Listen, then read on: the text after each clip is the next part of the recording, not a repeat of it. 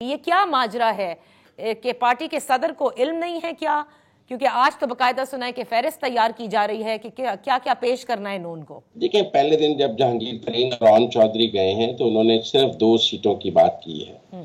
असल में जहांगीर तरीन साहब का अपना लोधरा का हल्का खतरे में है, क्योंकि वहाँ कांजू और बलोच सुलह हो गई है। ये कांजू और बलोच सुलह के बाद तरीन वहाँ पे आइसोलेट हो गए हैं और सीट नून की क्लियर हो जाती है अगर कांजू और बलोच मिलकर इलेक्शन लड़ लें। कांजू और बलोचों ने इकट्ठे मिलकर इलेक्शन लड़ने का फैसला किया है तरीन के खिलाफ, जिसके नतीजे में तरीन की सीट खतरे में पड़ गई है। वरना तरीन साहब ये सोच रहे थे कि कांजू अलग रहेंगे, बलोच अलग रहेंगे, तो मैं बीच में से 3 वे फाइट में से सीट निकाल सकता हूँ। इसी तरह ओन चौधरी का ये मौकफ है कि जी मैं तो वादा माफ गवाह भी हूँ इद्दत वाले केस में, मेरे भाई ने भी उस वक्त हमजा को वोट दिया था, तो हमें भी लाहौर में अकोमोडेट किया जाए और हम दोनों भाइयों को सीटें दी जाएं।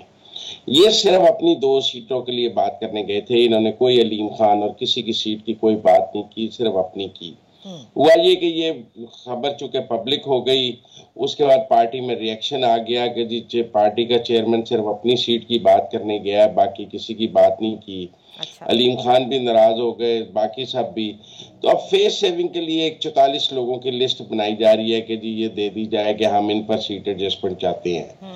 मुझे नहीं लगता 44 की बजाय एक सीट पर भी एडजस्टमेंट होगी, बहुत मुश्किल हो जाएगा, क्योंकि जहांगीर तरीन की अपनी सीट भी नहीं देंगी नून लीग, जो मेरी बात हुई है, और ऑन को सीट देना भी बहुत मुश्किल है।